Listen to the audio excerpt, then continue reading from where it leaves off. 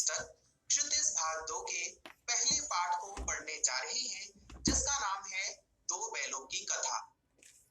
ये इस पाठ का पहला वीडियो है। आइए शुरू करते हैं ये वीडियो और जानते हैं इस वीडियो के विषय बिंदु। आज की इस वीडियो में हम सबसे पहले जानेंगे प्रेमचंद के बारे में। प्रेमचंद का जीवन कैसा था, उनकी रचना शैली कैसी थी और उनकी कौन कौन सी रचनाएं प्रसिद्ध हैं। साथ ही आज हम दो बैलों की कथा नामक कहानी का प्रसंग जानेंगे, यानी उस कहानी से जुड़ी हुई कुछ बातों को जानेंगे। इसके बाद हम पाठ्य वस्तु की व्याख्या करेंगे, यानी उस कहानी के टेक्स्ट को एक्सप्लेन करेंगे, समझेंगे। आइए शुरू करते हैं ये वीडियो।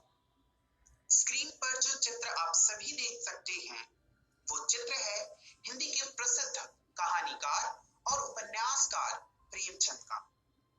प्रेमचंद को हिंदी साहित्य जगत का उपन्यास सम्राट कहकर भी पुकारा जाता है।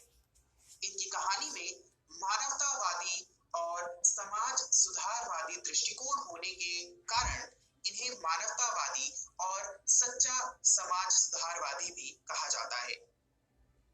प्रेमचंद ने अपने जीवन काल में 300 से अधिक कहानियां और 11 हिंदी उपन्यास तथा 13 उर्दू उपन्यास लिखे।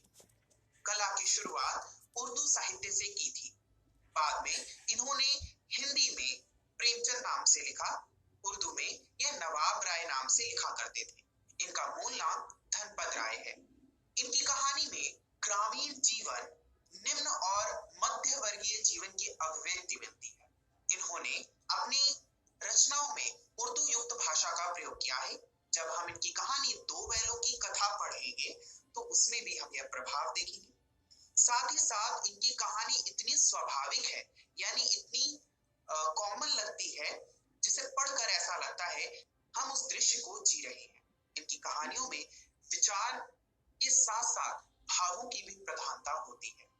आइए अब हम इनके द्वारा रचित कहानी दो बैलों की कथा का प्रसंग जानते हैं। दो बैलों की कथा नामक कहानी पशु भाव की प्रधानता लिए हुए है।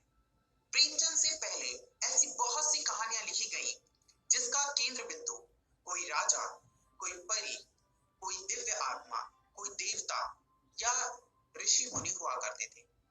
किंतु प्रेमचंद के काल में प्रेमचंद ने पशु पक्षियों और सामान्य किसान को भी अपनी कहानी का नेता बनाकर प्रस्तुत किया।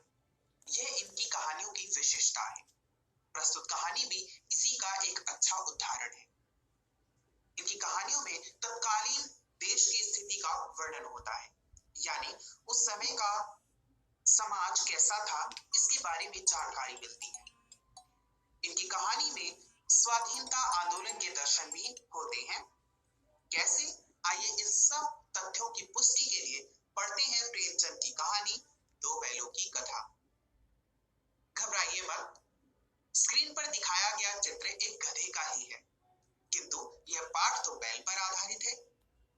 इसीलिए आपके मन में शायद यह प्रश्न उठा। प्रेमचंद ने अपनी कहानी की शुरुआत में एक गधे का वर्णन किया है। कहता है कि गधा, जिसे हम मूर्ख समझते हैं और लोगों को नीचा दिखाने के लिए उसे गधा कह देते हैं, किंतु इसमें गधे का क्या दोष कि वह बहुत सीधा है। यहाँ पर प्रेमचंद ने गधे की चारित्रिक विशेषताओं को उभारा है।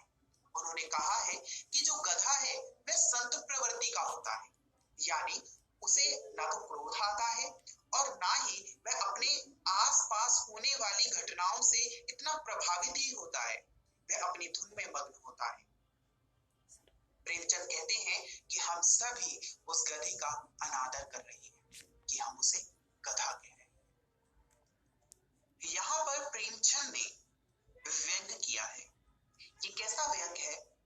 इस व्यंग में प्रेमचंद ने बताया है कि जो लोग भारतीयों को गधा समझते हैं, दरअसल भारतीय जो कोई प्रतिक्रिया नहीं दिखाते, विदेशियों द्वारा किए जाने वाले अत्याचारों पर कभी अपनी प्रतिक्रिया व्यक्त नहीं करते, इसे उनकी मूर्खता नहीं समझी जानी चाहिए। ये उनकी संत प्रवृत्ति है। वे उदाहरण देकर कहते हैं भारत को भी आज लगभग ऐसा ही समझा जाता है। इसीलिए तो अफ्रीका में उनके साथ बुरा व्यवहार किया जाता है और अमेरिका में उन्हें घुसने की आजादी तक नहीं है। ध्यान रखिए विद्यार्थियों, यहाँ पर ये कहानी उस समय की है जब देश आजादी की लड़ाई लड़ रहा था। इस समय में भारतीयों के साथ बहुत अत्याचार किया जाता था। आइए अब हम आगे की कहानी जानते हैं। प्रेमचंद अब बैलों का प्रयोग करके कहानी प्रारंभ करते हैं। यहाँ पर वो बताते हैं कि जो बैल हैं वो ना तो गधे जितने सीधे हैं और ना ही सांड जितने अड़ियल।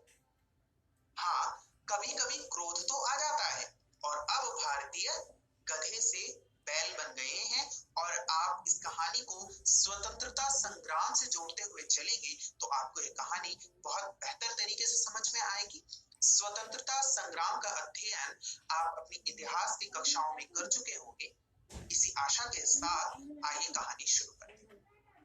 प्रेमचंद कहते हैं कि झूरी नाम के व्यक्ति के दो बैल थे। एक का नाम था हीरा और एक का नाम था मोती। दोनों ही पछाई जाति के बहुत ही हष्ट पुष्ट बैल थे। गांव में इनके जैसा बैल किसी और का ना था।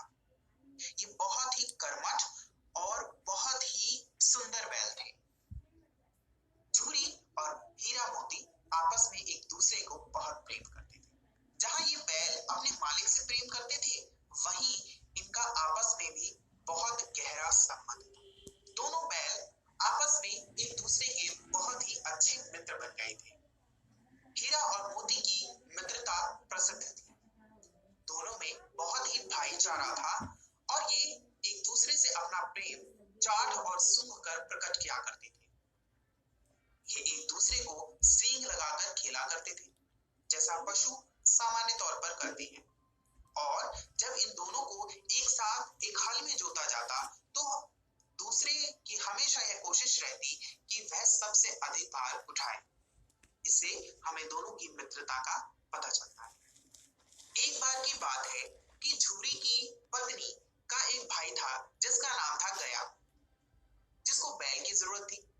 इसीलिए गया ने झूरी के बैल उधार ले लिए। जब बैल गया के घर जा रहे थे तो उन्हें ऐसा लगा कि झूरी ने उन्हें बेच दिया। वे गया के साथ उसके घर जाने में कोई रुचि नहीं रखते थे, इसीलिए रास्ते भर उसको तंग करते रहे। इसके लिए उनके साथ बुरा व्यवहार भी किया गया। जब वे गया के घर पहुंचे तो उन्हें रस्सी में बांधकर रख दिया गया। खाने को कुछ विशेष इंतजाम नहीं किया गया, जैसा झूरी उनके लिए क्या करता था। दोनों बैल दुखी रहने लगे। इस पर दोनों ने योजना बनाई कि वह रात के अंधेरे में वहां से भाग जाएंगे और उन्होंने ऐसा किया ही। उन्होंने रस्सी को अपने मुंह से चबाया और चबाकर भागकर वापस झूरी के घर आ गए। इस पर पूरे गांव ने स्वागत किया हीरा और मोती का। इतने कर्तव्य परायण और स्वामी भक्त थे हीरा और मोती। आइए जानते हैं आज की इस वीडियो में हमने क्या सीखा। आज की इस वीडियो में हमने जाना कि प्रेमचंद कौन थे, साथ ही गधे के चरित्र की क्या क्या विशेषताएं हैं, प्रेमचंद ने इसका वर्णन किया। और हीरा और मोती में कैसी मित्रता थी, इसके बारे में भी प्रेमचंद ने बताया। विद्यार्थियों, मुझे आशा है कि आपको यह वीडियो बहुत पसंद आया होगा। अगली वीडियो